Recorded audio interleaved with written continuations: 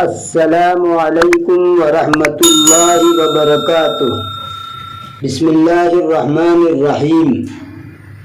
سامعین و ناظرین، نفحۃ الادب کے ترجمے کے 11 اسباق آپ کے سامنے آ چکے ہیں۔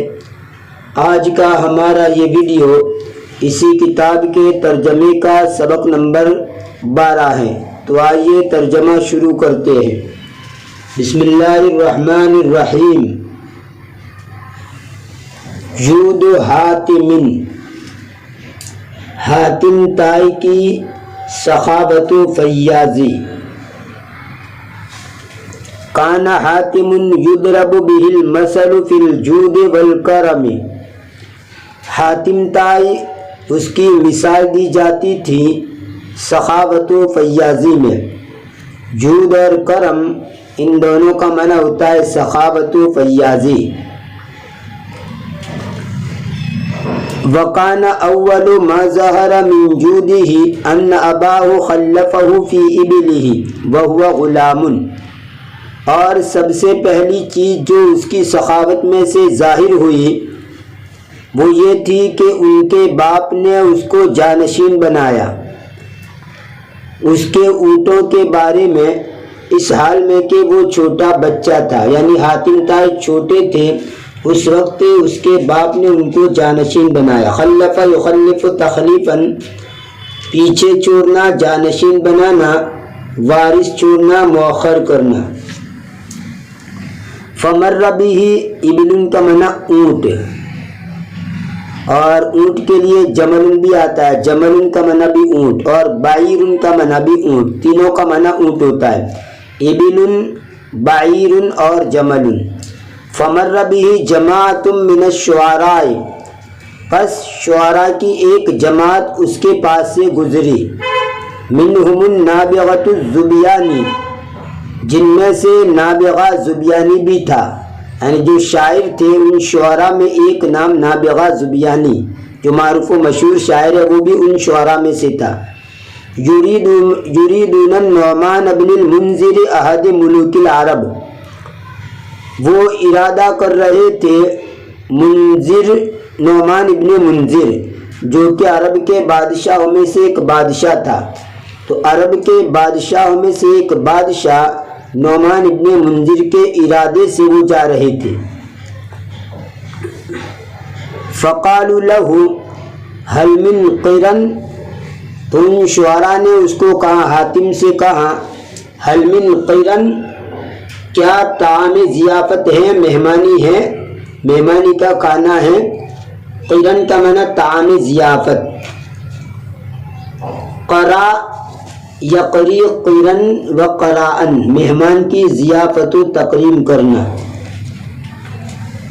ولم یعرفہم، اور اس نے ان کو نہیں پہچانا۔ فقال، تو اس نے کہا، حاتم نے کہا، اتسألون القرا، کیا تم طعام ضیافت مانگتے ہو، طعام ضیافت چاہتے ہو۔ اتسألون القرا، کیا تم طعام ضیافت کا سوال کرتے ہو۔ وقد رأیتم الابل والغنم، اور تحقیق کہ تم دیکھ رہے ہو اونٹوں کو اور بکریوں کو، اور تحقیق کہ تم نے ان اونٹوں اور بکریوں کو دیکھ ہی لیا ہے۔ انزلوا، تم اتر جاؤ۔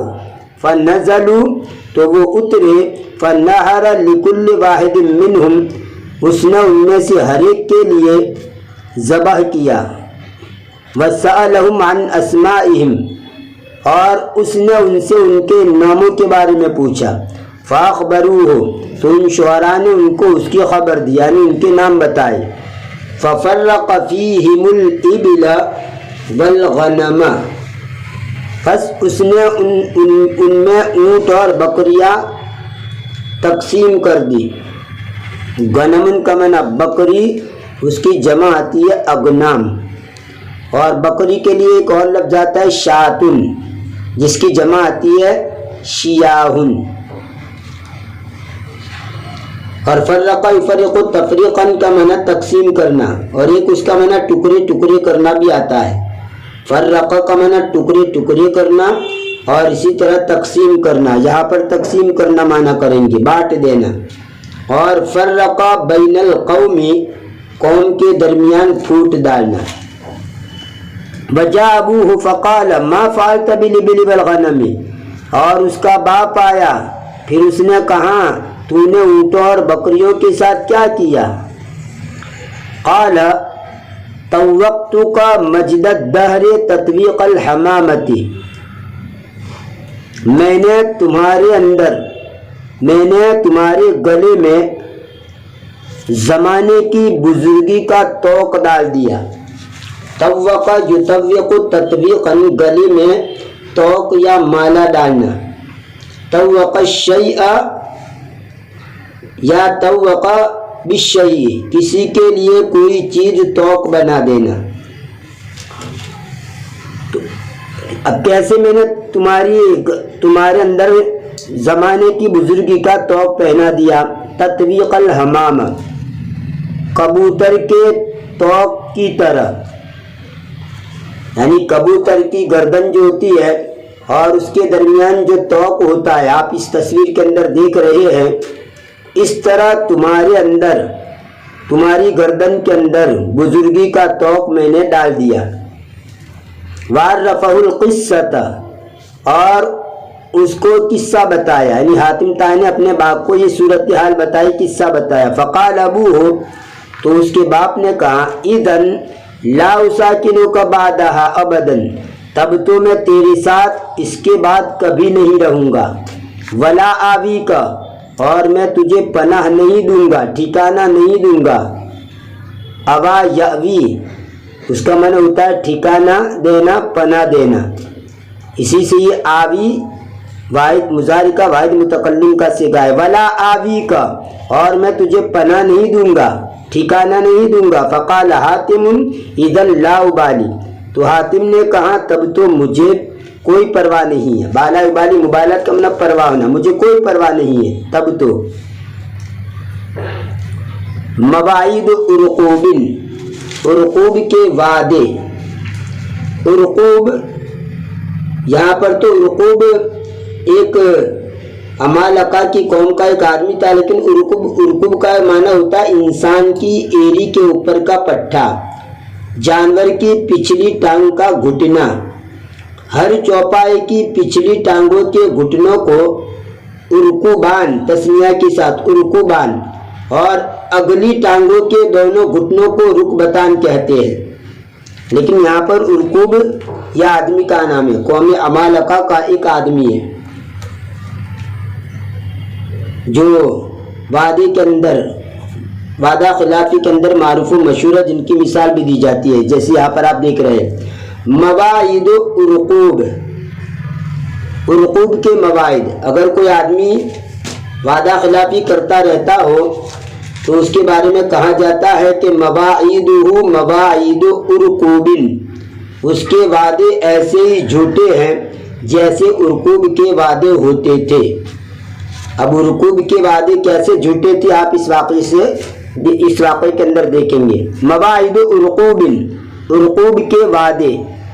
العرب تضرب المثل بمواعید عرقوب فی اخلاف الوعد، عرب عرقوب کے وعدوں کی مثال دیا کرتے تھے وعدے کی خلاف ورزی میں۔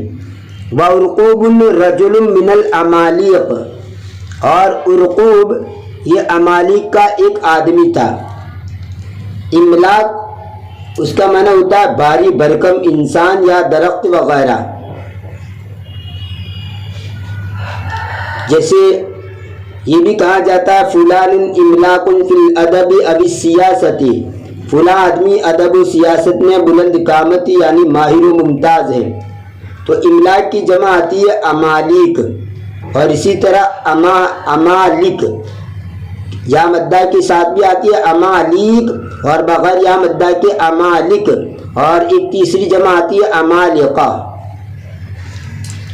تو امالقہ جو تھی وہ املاق ابن لاوز ابن ارم ابن سام ابن نو کی اولاد میں سے ایک قوم کا نام ہے۔ تو اسی سے یہ املاک بنا ہے. تو رجل من امالیک قوم امالکہ کا ایک آدمی ہے. اتاہ اخ لہ یسأل شیئا، اس کا ایک بھائی اس کے پاس آیا کچھ مانگنے کے لیے. فقال لہ، تو اس نے اس کو کہا، فقال لہ ارقوب، ارقوب نے اس کو کہا اذا اطلعت هذه النخلة فلک طلعها، جب یہ کھجور کا درخت شگوفہ والا ہو جائے تو تیرے لیے اس کا شگوفہ ہے. اطلع یتلیو اطلاعن، اطلاعن نخل درخت خرما، درخت خرما یعنی کھجور کے درخت کا شگوفہ والا ہونا یعنی ابتدائی حالت. طلعن کہتے ہیں کھجور کا شگوفہ جس کو گابا بھی بولتے ہیں. درخت خرما کا پہلا پھول یعنی ابتدائی جو حالت ہوتی ہے کھجور کی اس کو کہا جاتا ہے طلعن. اور اطلعن نخل یعنی شگوفہ والا ہونا. تو اس نے یہ کہا اذا اطلعت هذه النخلة، جب یہ درخت یعنی کھجور کا یہ درخت شگوفہ والا ہو جائے یعنی ابتدائی پھل، ابتدائی جو صورت حال ہے کھجور کی ویسا یہ درخت ہو جائے تو تیرے لیے اس کا شگوفہ ہے. فلما اطلعت اتاہ الرجل علی حسب الوعد، پھر جب وہ شگوفہ والا ہو گیا تو آدمی وعدے کے مطابق اس کے پاس آیا. فقال، تو اس نے کہا دعھا حتی تصیر بلحن، تو اس کو چھوڑ دے یہاں تک کہ وہ بلا ہو جائے. یہ بلحن جو ہے یہ طلعن کے بعد کی حالت کہا جاتا ہے. کچی کھجور جب تک ہری ہو، بلحن کا معنی کچی کھجور جب تک کہ وہ ہری ہو یعنی دوسرے درجہ ہے. طلعن کے بعد دوسرا درجہ بلحن کا ہے. اور ابلحت النخلۃ، کھجور کے درخت پر کچی کھجوریں نکل آنا. اور ودا یدا، اسے دا یہ امریکہ سے کہا، تو اس نے کہا اس کو چھوڑ دے یہاں تک کہ وہ کچی کھجور ہو جائے. فلما ابلحت اتاہ، پھر جب وہ کچی کھجور ہو گئی، کچی کھجوروں والا وہ درخت ہو گیا، اتاہ تو وہ اس کے پاس آیا. فقال، تو اس نے کہا دعھا حتی تصیر ذہبا، تو اس کو چھوڑ دے یہاں تک کہ وہ ذہب ہو جائے. یہ تیسرے نمبر پر تیسرا درجہ ہے کھجور کا. ذہبن یعنی رنگدار کھجور جو پکنے کے قریب ہو، اس کا واحد ذہبتن آتا ہے. تو اضحا کا معنی ہوتا ہے کھجور کا سرخی یا زردی پکڑنا. سرخی یا زردی کے بعد کھجور کا رنگ نکھر جانا، مطلب یہ ہے کہ اور کچھ زیادہ پک جائے وہاں تک اس کو چھوڑ دے. فلما ازہد، پھر جب وہ سرخی یا زردی اس نے پکڑ لی. فلما ازہد یعنی سرخی یا زردی پکڑ یعنی کچھ زیادہ پختہ ہو گیا. قال، تو اس نے کہا دعھا حتی تصیر رطبا، تو اس کو چھوڑ دے یہاں تک کہ وہ رطب ہو جائے. رطب پکی ہوئی تازہ کھجور. بسرن کے بعد اور تمرن سے پہلے کا درجہ. درخت پر لگی ہوئی پختہ کھجور ہے جو خشک ہو کر تمر نہ بنی ہو. ابھی خشک ہو کر تمر نہ بنی ہو. آخری درجہ جو ہے وہ تمر کا ہے یعنی خشک ہونے کے بعد وہ تمر بن جاتی ہے. تو رطبن پکی ہوئی تازہ کھجور ہے، بسرن کے بعد اور تمرن سے پہلے کا درجہ. اس کی جمع آتی ہے ارتابن اور رتابن. تو ارتب کا معنی پک جانا، کھجور کا پک جانا. فلما ارتبت قال دعھا حتی تصیر تمرن، پھر جب وہ پک جائے. فلما ارتب، پھر جب وہ پک گیا یعنی کھجور کا جو درخت تھا اس میں کھجوریں پکی ہو گئی. قال، تو اس نے کہا دعھا حتی تصیر تمرن، تو اس کو چھوڑ دے یہاں تک کہ وہ تمر ہو جائے. گویا تمر یہ آخری درجہ ہے یعنی یہ خشک ہو جائے، بالکل پک کر تیار ہو جائے وہاں تک اس کو چھوڑ دے. فلما اتمرت آمد الیہا ارقوب، پھر جب وہ تمر بن گیا، کھجور کا جو درخت کا تمر والا ہو گیا تو ارقوب نے اس کا ارادہ کیا. عمد یعمد عمدن الشیء वलिश्शई और इलश्शई, बराह रास्त भी मफूल ला सकते हैं, लाम के वास्ते से भी ला सकते हैं, लाम हरफ जर के वास्ते से और इला के जरिए भी ला सकते हैं। यहाँ पर इला लाए तो उरकूब ने उसका इरादा किया, फजद्दहा, फिर उसको काट दिया। जद्दा यजुद्दु जज्जन बाबी नसर से तोड़ना काटना, इसी से जजीजुन और मजजूजुन काटा हुआ, जजीजुन और मजजूजुन काटा हुआ। वलम युअति अखाहु कमा वादा, और उसने उसके भाई को नहीं दिया जैसा कि उसने वादा किया था। खैर, तो रुकूब की वादे के सिलसिले में ये वाक़या है। इसमें खजूर के दर्जे बतलाए गए। इब्तिदाई जो हालत होती है खजूर की, उसको कहा जाता है तलउन। दूसरे नंबर पर जो कुछ पक जाता है तो उसको कहा जाता है बलउन। तीसरे नंबर दर्जा ये कि जब इससे कुछ ज़्यादा पक जाता है तो उसको कहा जाता है ज़हबुन, और इससे ज़्यादा कुछ पक जाता है तो उसको कहा जाता है रुतबुन, और आखिरी मरहला बिल्कुल पककर तैयार हो जाए और खुश्क हो जाए तो उसको कहा जाता है तमरुन।